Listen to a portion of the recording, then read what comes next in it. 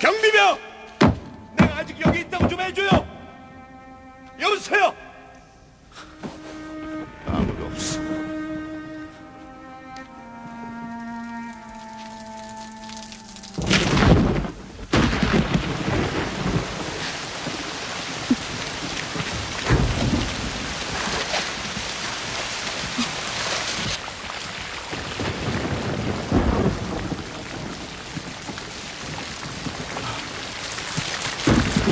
아세나! 거기! 으야! 안 돼!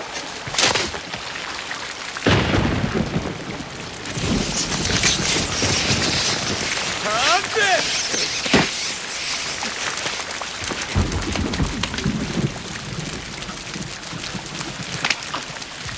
하나님, 왜 내게 이런 벌을 내리니?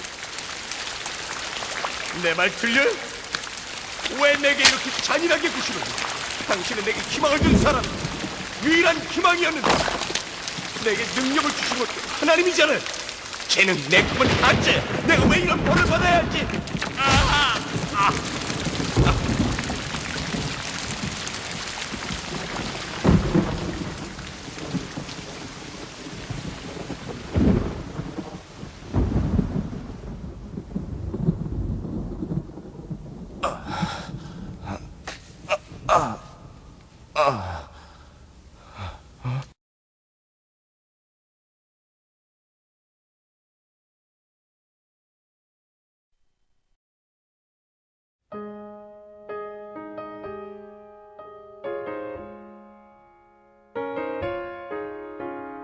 길을 안다고 그렇게 생각했죠. 다 이해할 순 없지만 그 길을 따랐죠. 하지만 이곳 절망의 창살 안에 주 내 맘에 눈을 열 때 진실을 깨닫죠. 주는 다시죠. 나의 길을 내 삶을 다 맡깁니다. 내 길 더 잘 아시니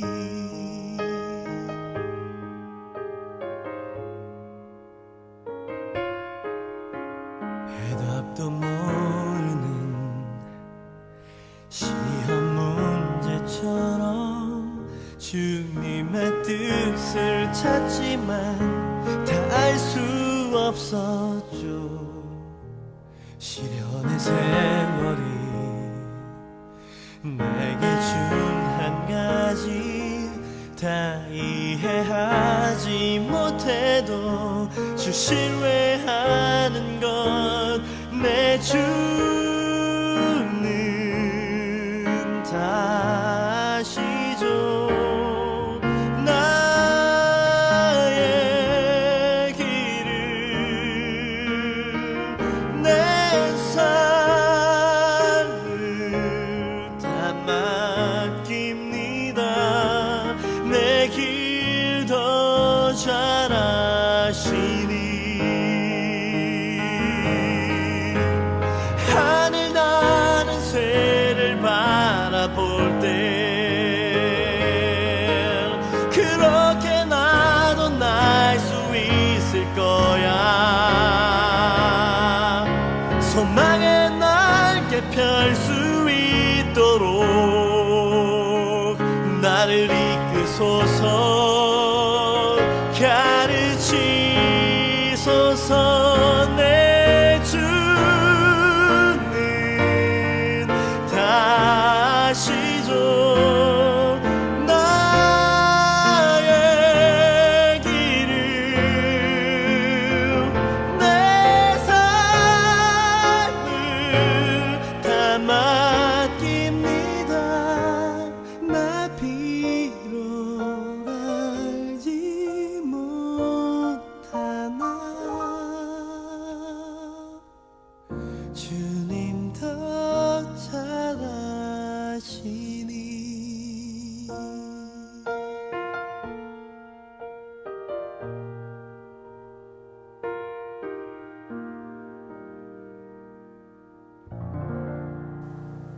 영화 이집트의 왕자 두 번째 요셉의 이야기에 나오는 영상입니다. 인간은 무엇인가? 인간은 무엇인가? 어디서 왔으며 어디로 가는가? 사실 이 질문은 동서고금을 막론해 정말 모든 인간이 가지고 있는 질문입니다. 나는 도대체 누구이며 나는 도대체 어디로 가는가? 모든 동물보다 지성이 뛰어나고 과학기술이 발달되고 우리가 우리 자신을 너무나 잘 안다고 이야기하지만요, 또 다른 면으로 보면 인간만큼 자기를 모르는 존재 또한 없는 것 같습니다. 왜냐하면 동물이라든지 어떤 세상의 모든 물질들을 보면 자신의 어떤 존재의 목적에 따라서 정말 딱 맞춰서 살아가는 모습을 보기 때문입니다. 정말 자기 존재에 맞춰서 살아가는데 인간만큼은 자신의 존재의 목적이 무엇인지 어디로 가야 될지 모르는 잃어버린 길을 걸어가고 있다는 거죠. 그래서 많은 철학자들이 지금 시대를 가리켜 자기 상실의 시대라고 말하고 있습니다. 그러기에 인간은 정말 수도 없이 여러 가지 방법으로 자신이 어떤 존재이며 어떻게 살아가야 될지를 찾아왔고 노력해왔습니다. 그것이 바로 종교였고요, 수많은 사상들이었고요, 수많은 관념들이었습니다. 그런데 결국 그런 것들로 인간은 자신의 길을 찾을 수 없습니다. 그런데 오늘 본문에 나오는 다윗도 마찬가지로 이런 질문을 하죠. 사람이란 게 무엇이냐? 사람이라는 게 무엇이냐라는 질문을 하게 됩니다. 4절에 이렇게 고백하거든요. 한번 읽어볼까요? 시작. 사람이 무엇이기에 주께서 그를 생각하시며 인자가 무엇이기에 주께서 그를 돌보시나이까. 아멘. 여기에 나오는 이 말씀도 마찬가지로 다윗도 사람이 어떤 존재인지 모르겠다는 겁니다. 도대체 어떤 존재냐는 거예요. 사람이 도대체 뭐길래, 인간이 도대체 무엇이길래 하나님이 나를 돌보시고 나를 생각하시는지 나는 모르겠다는 것을 얘기합니다. 그런데 다윗이 지금 말하는 모르겠다는 말과 세상의 철학자들이든지 관념가가 말하는 모르겠다는 의미는 다른 겁니다. 즉, 그 사람들이 모르겠다고 말하는 것은 인간 존재 자체의 의미를 모르겠다고 하는 거지만, 이 다윗이 말하는 존재라는 것은, 다윗이 말하는 모르겠다고 하는 것은 무엇을 전제로 하느냐? 하나님이 함께 하시면 하나님이 붙들어 주시는 이유에 대한 궁금증이라는 거죠. 사랑하는 성도 여러분, 우리가 누군지에 대한 이유를 우리에게 찾으면 안 돼요. 우리가 어떻게 살아야 되는가, 우리가 어떤 길을 걸어야 되는가에 대한 이유와 답을 우리 자신에게 찾을 수 없어요. 우리에게 찾을 수 없는 겁니다. 그 해답은 주님께 나아가야 됩니다. 하나님께 찾아야 됩니다. 왜냐고요? 그분이 우리를 지으셨으니까. 그분이 우리의 창조주이시기 때문에 그분을 통하여 우리의 길을 찾아야 바른 길을 찾을 수 있고요. 그분을 통하여 우리의 삶을 바로 잡을 수 있어야 됩니다. 이것이 답입니다. 이것이 길입니다. 오늘 읽은 시편 8편은요, 참으로 아름다운 찬양의 시입니다. 시편에서 가장 아름다운, 대표적으로 알려져 있는 아름다운 시편에 속합니다. 이 시는 다윗이 하나님의 정말 위대하시고 광대하심을 정말 아름다운 언어들로 찬양하고 있습니다. 모든 자연을 지으시고 그 자연을 하나님께, 인간에게 맡기시는 어떤 하나님의 오묘한 섭리와 어떤 정말 특별한 은혜가 무엇인지를 보여주는 찬양이라고 할 수 있습니다. 정말 주의 영광이 하늘을 덮었나이다. 주의 손가락으로 만드신 저 하늘의 별들을 보니 사람이 무엇이간데, 이렇게 고백하면서 정말 아름다운 시편을 고백합니다. 우리 1절과 9절이 반복되는데요. 한번 읽어볼까요? 한 번 더 읽겠습니다. 시작. 여호와 우리 주여, 주의 이름이 온 땅에 어찌 그리 아름다운지요. 아멘. 정말 아름다운 시편의 고백으로 아름다운 고백을 하고 있는 다윗의 모습을 보게 됩니다. 이 찬양은 마치 그런 것 같아요.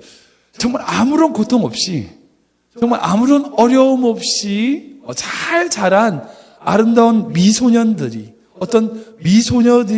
부르는, 좀 어린 아이들이 부르는 그런 찬양이다라고 생각이 들 만큼 너무나 아름다운 찬양인 것 같습니다.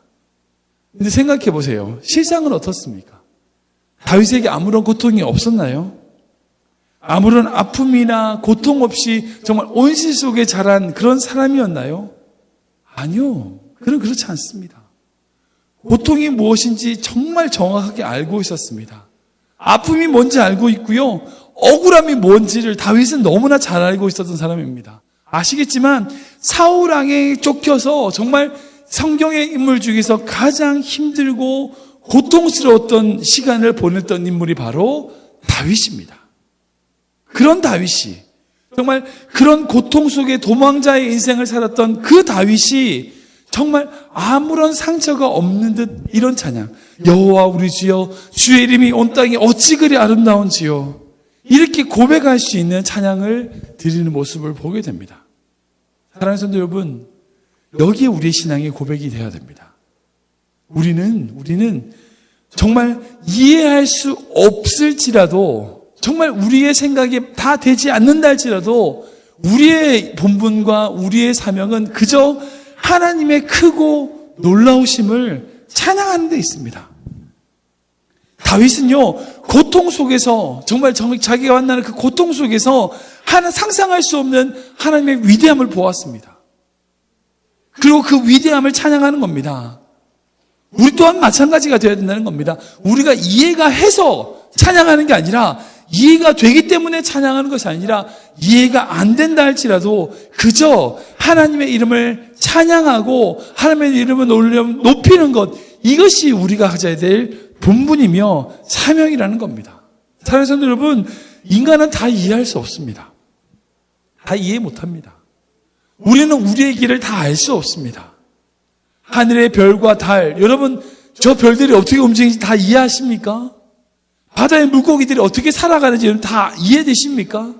공중에 저렇게 떠있는 수많은 새들이 어떻게 먹고 자라는지 여러분들 다 이해되십니까? 우리는 다 이해 못해요. 못하지만 자연은 그 이해하지 못하는 어떤 그런 상황 속에서도 하나님을 찬양하고 영화 돌린다는 거죠. 다윗이 자신의 인생 앞에 그 고통 속에서 그 당시로는 정말 그 당시로는 알 수 없지만, 그 당시로는 이해할 수 없지만 결국 다윗에게 그 고통이 있으므로 결국 겸손한 왕을 찾으시는, 겸손한 왕으로 만들어 가시는 하나님의 섭리와 인도하심을 성경을 읽는 우리는 알고 있죠. 우리 방금 봤던 그 영상은 요셉의 이야기에 나오는 한 부분입니다. 정말 감동적인 찬양의 고백이에요.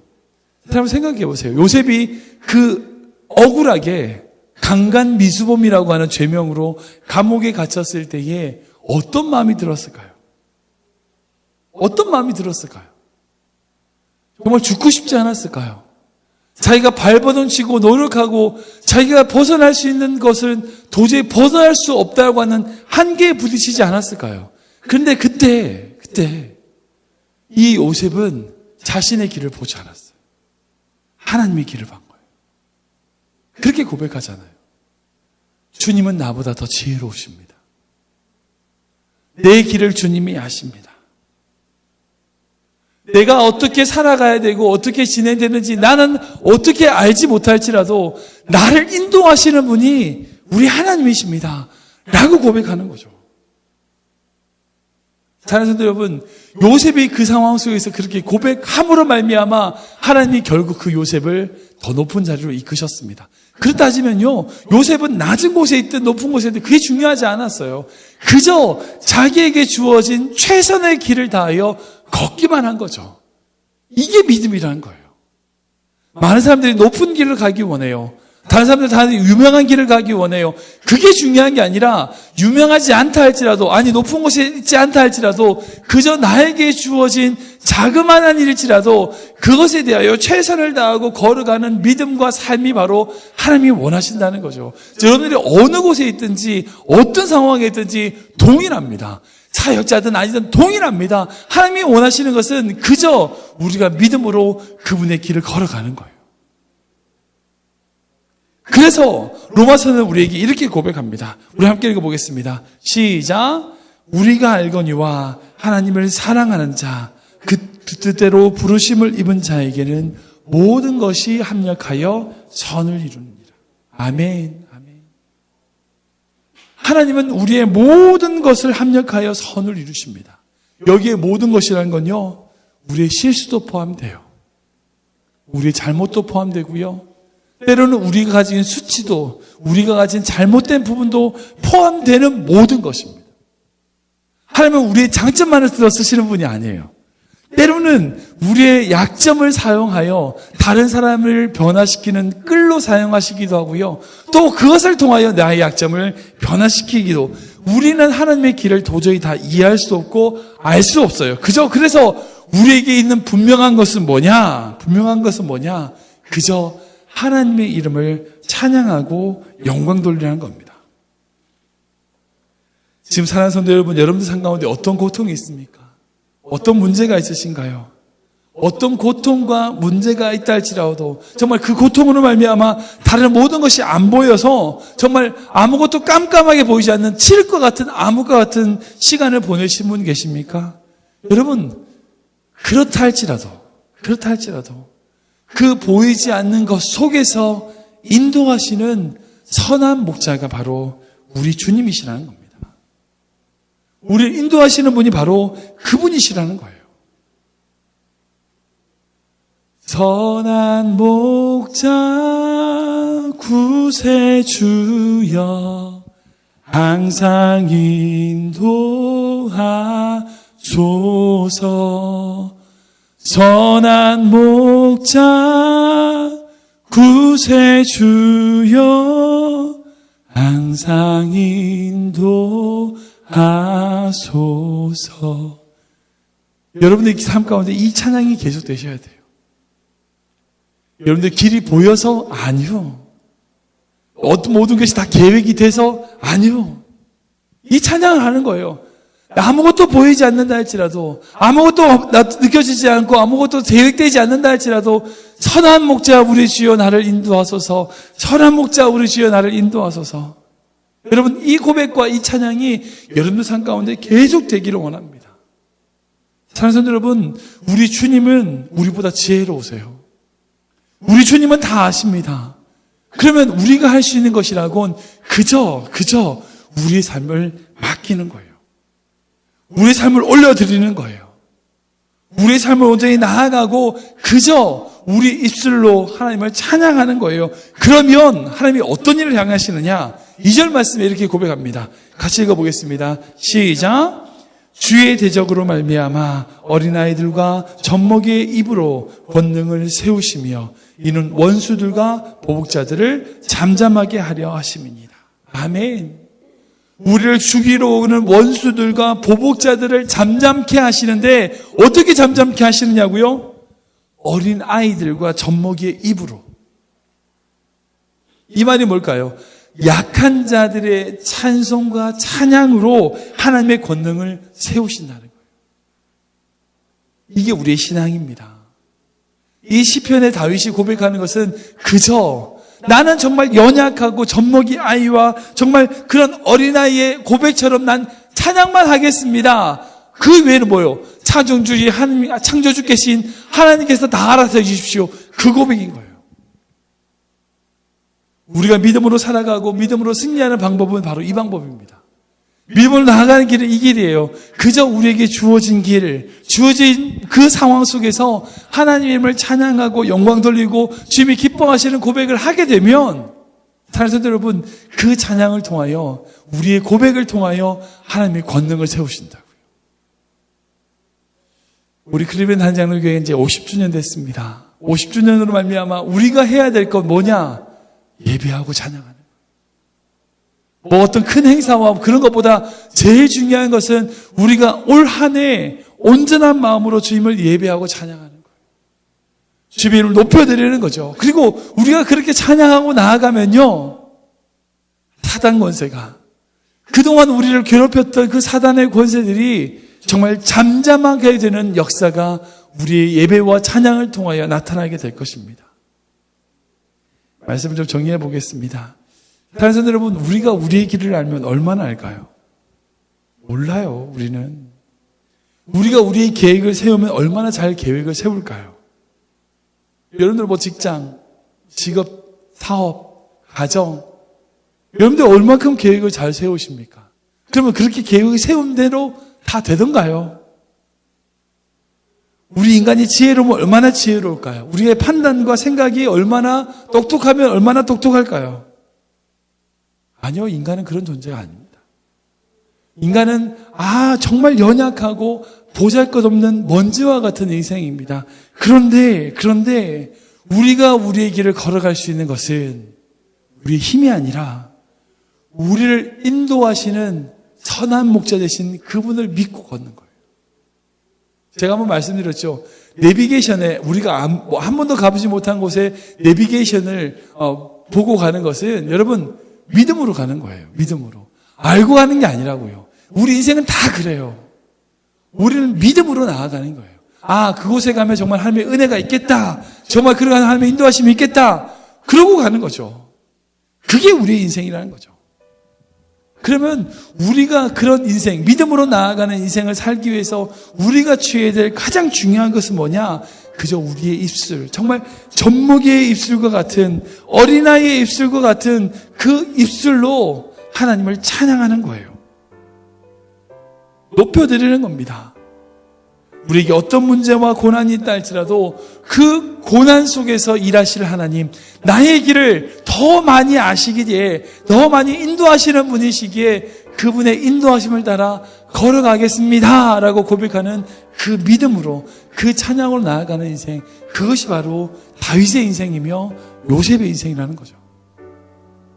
사랑하는 성도 여러분, 이 새벽에 나오시는 정말 믿음에 있는 분들이잖아요. 정말 여러분들의 인생 가운데 그런 믿음으로 고백하셨으면 좋겠습니다. 어떤 문제와 고난이 있다 할지라도 내가 스스로 내 길을 안다, 내 방법으로 살아왔다, 이게 아니라 나는 모르지만 나를 인도하시는, 모든 것을 합력하여 선을 이루시는 하나님을 내가 믿고 나아가겠습니다라고 하는 믿음으로 우리 한 걸음 한 걸음을 걸어가는 우리 귀한 성도님들 되시길 주님의 이름으로 축원합니다. 함께 기도하겠습니다.